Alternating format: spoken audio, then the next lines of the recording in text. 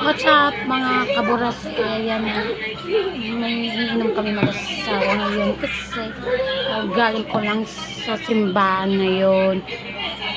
Diretso sa Jollibee. Tapos ngayon, pag-uwi namin, umiinom kami.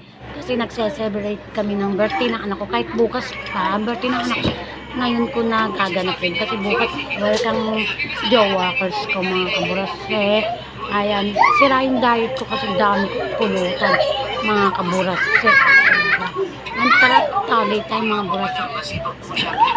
Mga kaburas galing sa simbahan, inom agad. Tatanggal ng kasalanan tapos gagawa na naman ng kasalanan, di ba mga kaburas?